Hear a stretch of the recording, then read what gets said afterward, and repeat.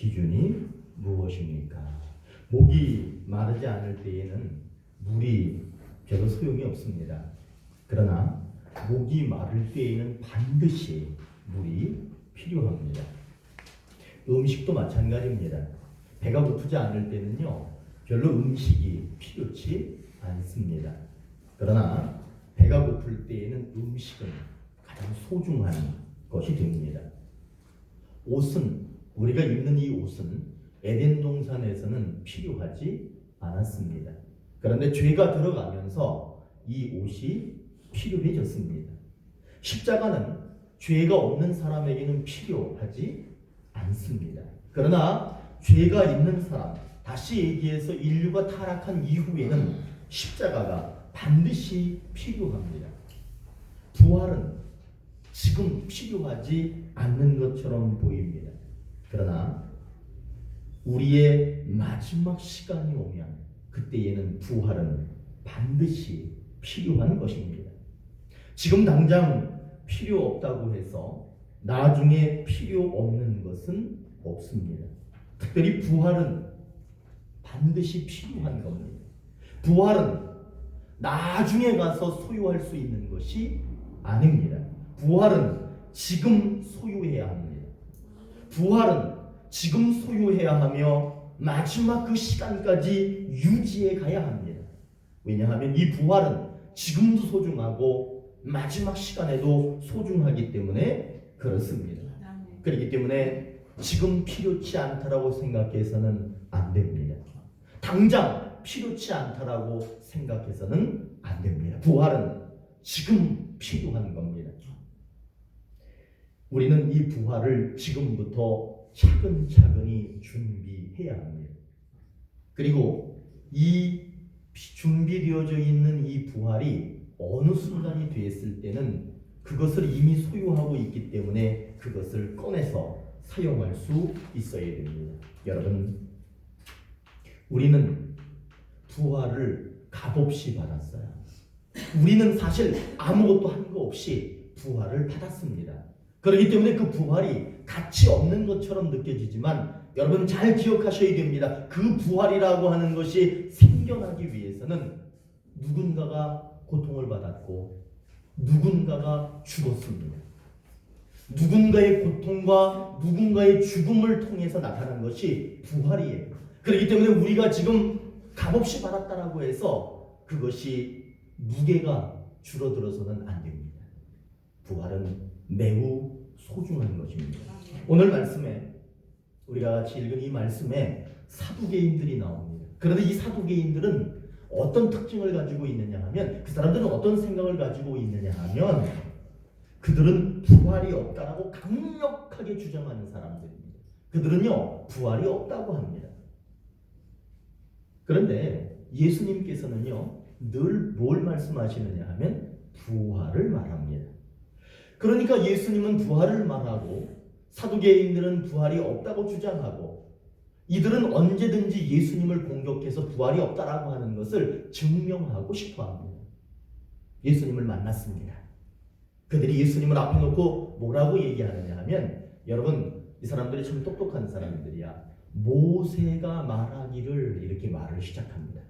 우리가 주장하는 게 아니라는 거예요. 누가 말하는 거냐 하면 모세라고 하는 사람은 그 유대인 모든 사람들이 다 믿고 따르는 예수님보다 훨씬 더 중요하다 생각하는 사람이 바로 모세입니다. 모세가 말하기를 첫 번째 형이 그러니까 제일 마지가 결혼을 했어요. 그런데 그 마지가 그만 자식 없이 죽었습니다. 그러면 모세가 뭐라고 얘기했느냐면 그 둘째가 그 형수를 아내로 맞이해서 자식을 낳아야 된다라고 말했습니다. 그렇게 얘기해요. 지금 우리의 상황으로는 도저히 이해할 수 없는 거지만 그 성경에 나오는 모세의 율법에는 그렇게 돼 있어요. 첫 번째가 결혼해서 애가 없이 죽었어. 그러면 둘째가 동생이 그 형수를 아내로 맞아서 애를 낳아야 돼요. 그래서 그 집안의 가문을 그 집안의 계보를 이어야 되는 거예요. 그런데 그들이 이제 이렇게 얘기합니다. 7 형제가 있었는데 첫 번째가 결혼했어. 그런데 애 없이 죽었어요. 그러면 둘째랑 결혼을 했어요. 그리고 둘째도 애가 없이 죽었어요. 셋째도 넷째도 그렇게 해서 7명 모두가 아이가 없이 죽었습니다. 그러면 지금 부활을 말씀하고 계시는데 부활이라고 하는 건 죽었다가 다 살아나는 것을 말하는데 그 7명의 형제가 다 살아났어요. 그리고 여자는 몇 명이야? 하나야. 그러면 그 여자는 누가 부인이 누구 남편이 도대체 누구예요? 라고 이 사두개인들이 물어보는 거예요. 어떻게 생각하세요? 자, 부활은 다 살아나는 거예요.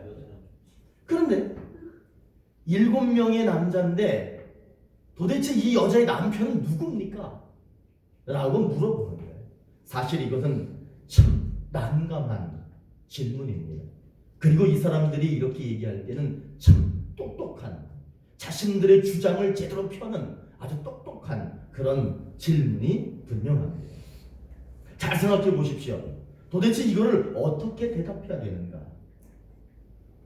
그런데 예수님은 그들의 그 똑똑한 질문에 이렇게 답을 합니다. 세상의 자녀들은 잘 들으셔야 돼요. 세상의 자녀들은 장가가고 시집을 간다. 그러나 하늘나라에서는 다시 얘기하면 부활한 사람들은 장가가지 않는다. 장가 안 가면 시집 가야 안 가요? 안 가는 거지. 부활한 사람들은 장가가지 않는다. 그리고 시집 가는 일도 없다. 그러면 부활한 사람들은 도대체 어떻게 삽니까? 천사같이 산다. 이렇게 말합니다. 여기에서 분명하게 얘기합니다. 사두개인들이 말하는 것과 예수님이 말씀하신 내용을 주의 깊게 보면 거기에는 엄청난 차이가 있다는 것을 알게 됩니다.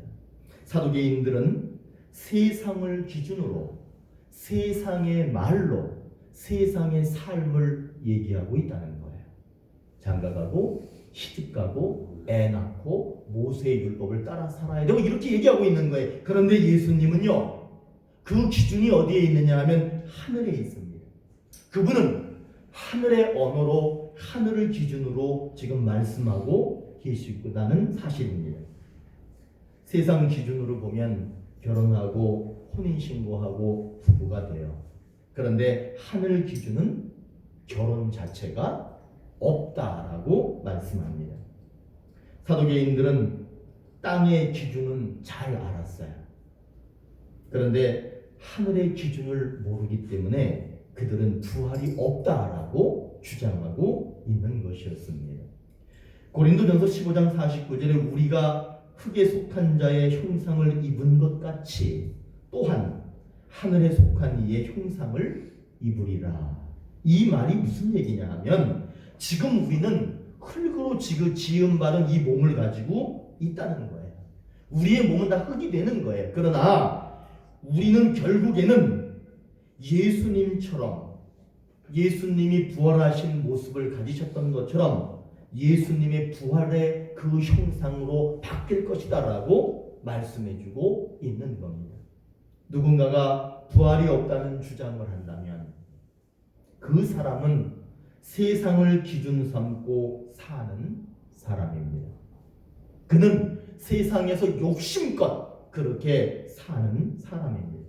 부활은 예수님을 믿든지 믿지 않든지 잘 믿기 어려운 거예요. 왜냐하면 우리 눈에 지금 보이지 않기 때문에 그렇습니다. 하지만 기준을 이 땅에서 이 세상에서 하늘로 기준을 바꾼다면 부활은 보이기 시작합니다. 여러분 부활이 보이십니까? 여러분 정말 내가 부활을 소유하고 있고 내가 정말 이제 나중에 마지막 시간이 오면 나는 부활할 거라고 하는 확신이 있습니까?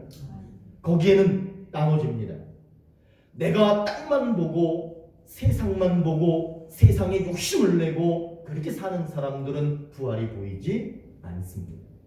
그러나 이 땅에 내가 발을 딛고 살지만 늘 하늘을 보는 사람은 부활이 보입니다. 여러분, 이제 땅을 보던 시선을 하늘로 한번 옮겨보시기 바라겠습니다.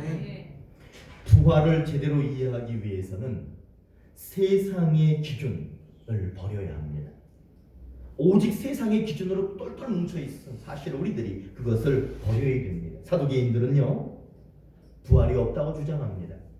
이 사람들이 어떤 사람들인 줄 아세요?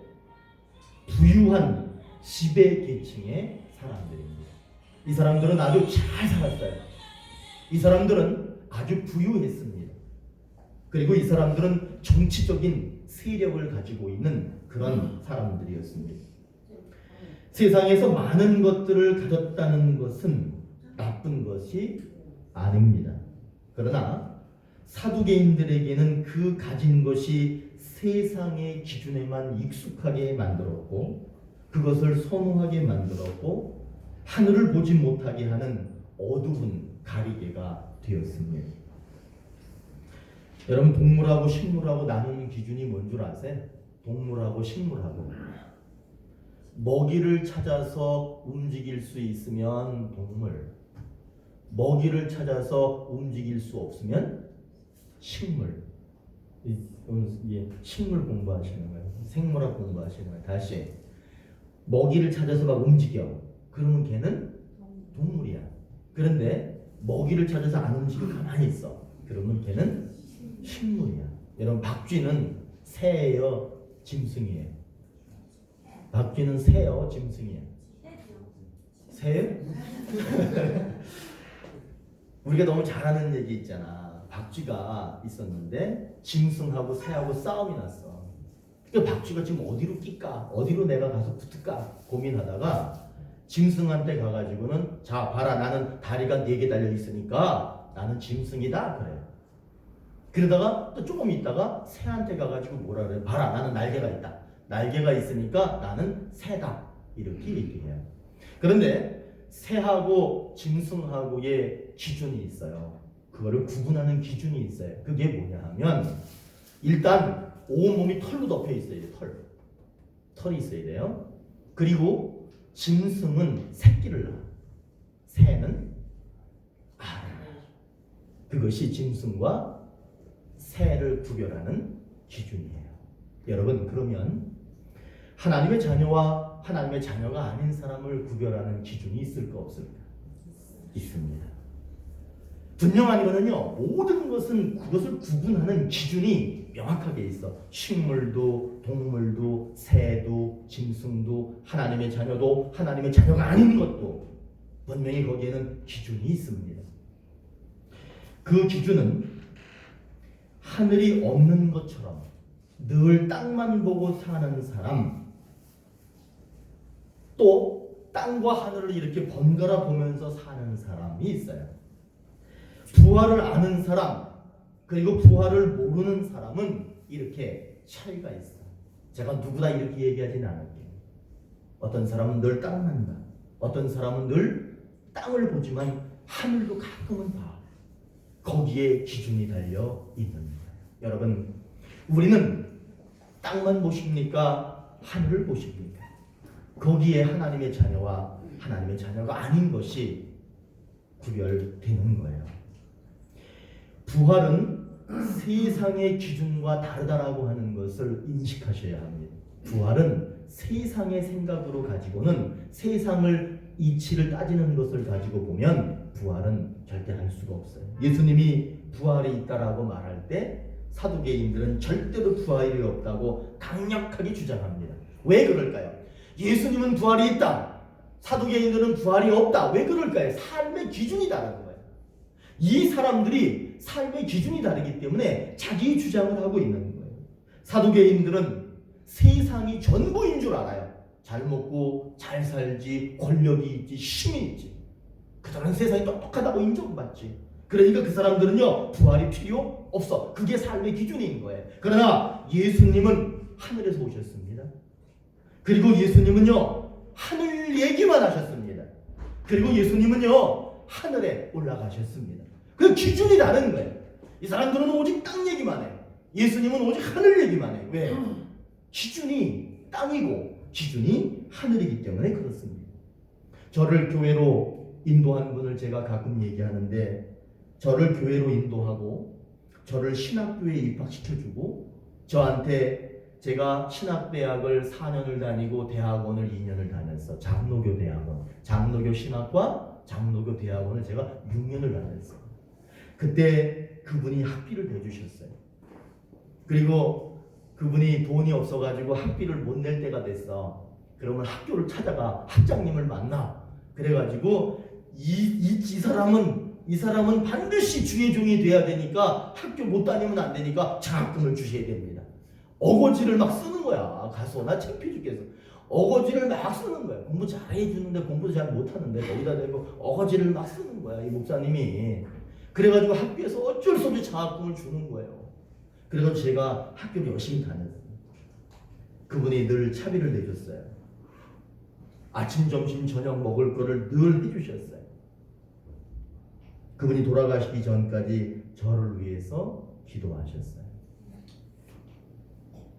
그분이 목회하시는 것을 제가 잠깐 말씀드려볼게요. 그분은 자기가 먹는 거, 자기가 입는 거, 자기가 신고 다니는 거, 그런 거 어느 것 하나 자기를 위해서 쓰신 적이 없었어요. 겨울만 되면 제가 늘 마음이 아팠던 게 뭐냐면 여름 신발을 신고 다녀. 겨울 되면 겨울 신발이 있잖아요. 그런데 그분은 전혀 사질 않았어. 그 여성들이 신는 얕은 구두 같은 건데 그거 얼마 차가워. 그런데 뒷굽이 다 닳아서 막 뜯어지는 그런 상황이 와도 그분은 자기를 위해서 신발 하나 제대로 사서 신은 적이 없었어요. 우리 아내도 잘 알아요. 그런데 그분은요, 교인 중에 우리 교인이 아니고 남의 교인이야. 그런데도 그 사람들이 경제적으로 어렵다 그러면 자기 있는 거를 다 꺼내. 100만 원이든 200만 원, 300만 원이든 500만 원이든 자기가 가지고 있는 거를 다 꺼내서 그 사람에게 갖다 줍니다. 그리고 돌아와서 저한테 얘기합니다. 그 사람 모자라지 않을까?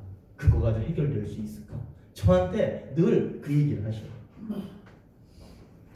그리고 그분이 거의 이제 돌아가시기 한 20년 전에 20년 정도 됐을 거예요. 그 전에 교회를 세우기 위해서 땅을 큰 거를 구입하셨어요. 그리고는 거기에 이제 교회를 지금 세우셨는데 그분이 그 교회를 세우는 데 있어서 교인들에게 전혀 부담을 주시지 않았습니다. 그리고는 그분이 매달 이자와 그 돈을 빌려가지고 샀으니까 이자를 갚고 원금을 갚고 이자를 갚고 원금을 갚고 그래서 우리 아내도 거기에 많이 도와드리기도 했었어요. 우리. 그런데 그분이 얼마나 그걸 갚는데 마음고생을 했는지 몰라. 그래서 제가 그거 뭐하러 사셨냐 그래서 내가 그거 왜 고생해서 그렇게 사냐. 그런데도 이분은 묵묵하셨어요. 그리고는 자기가 그거를 다 책임지셨어요. 그분은 지금 돌아가셨지만요. 그 마을에 그 땅에 교회가 세워졌거든요. 그런데 정말 감사한 것은 뭐냐 하면 그 교인들이 목사님이 목회하실 때보다 훨씬 신실해졌다는 거예요. 그 교인들이 제가 만나면 뭐라고 얘기하냐면요. 목사님, 우리 요즘 너무 행복해요. 우리 교회 너무 좋아요. 저는 그 목사님이 지금도 기도하고 계시기 때문에 그렇다라고 믿습니다. 그리고 그분이 아주 좋은 모습을 남겨놓았기 때문에 그렇다라고 믿습니다. 그분이 암에 걸려서 병원에 계셔서 대전병원이었어요. 한방병원에 제가 갔어요. 그런데 여러분 병에 걸리시면 안 됩니다. 병 걸리시면 안 돼. 건강하셔야 돼. 저는 깜짝 놀랐어요. 제가 군포에 입원했을 때도 갔었고 대전에 입원해서 단 얼마 한 열흘 상간에 제가 대전에 갔을 땐 너무 다른 모습으로 누워 계시는 거예요. 다 죽게 생겼어. 이제 거의 뭐 숨이 끊어질 지경이야. 근데 저한테 뭐라 그러시냐면 진영아 걱정하지 마. 걱정하지 마.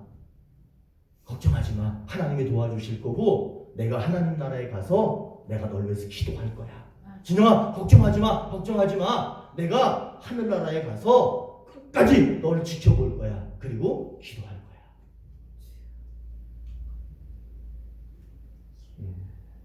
저는 그때 느꼈어. 그분이 부활. 그분이 부활 신앙을 가지고 계시구나. 부활. 죽어도 죽는 게 아니고 끝까지 기도하시는구나. 그분은 지금도 기도하고 계셔요. 저는 신앙생활하면서 가장 안타까운 게 뭐냐면 제 성향은 스스로 하자예요. 저는요 지금까지 누구 도움 받지 않았습니다. 그런데 이 목사님은 저를 위해서 정말 헌신하셨어요. 저에게 그 마지막 그 말을 남기고 그게 유언이었어. 자기가 하나님 나라에서 나를 계속 볼 거고 지금까지 기도했던 것처럼 계속해서 기도하겠대. 여러분, 그분은 살아있는 동안, 세상에 사는 동안, 목회하는 동안 그분 속에는 무엇이 있었느냐 하면 부활이 있었어요. 그분의 삶의 기준은 부활이었어요. 그분은 삶의 기준이 이 땅이 아니었고 그분은 저 하늘이었습니다. 여러분, 지금 우리는 세상에 살고 있어요. 그런데 세상을 기준으로만 살면요 그 사람은 따뜻함이 느껴지지 않아요. 세상을 기준으로 살면요 그 사람은 절대로 희생하거나 헌신하거나 그렇게 못합니다. 그러나 하늘을 기준으로 살면요 그 사람은 따뜻합니다. 그 사람은요 누구나 닮고 싶어합니다. 그리고 그 사람에게는 부활이 분명히 있습니다. 어떤 사람들은 부활이 없다고 주장합니다. 어떤 사람들은 부활이 있다고 말합니다. 그 기준은 간단해요. 내가 땅에 집착하고 사느냐 하늘을 바라보고 사느냐 거기에 달려 있습니다. 사랑하는 오늘의 교회 성도 여러분, 오늘 이 시간을 비워서 제가 부탁합니다. 땅은 늘 보여요. 땅은 늘 우리랑 함께 있습니다. 그러나 가끔, 아니 아주 자주 하늘을 바라보십시오. 왜냐하면 여러분들은 땅의 자식이 아니에요.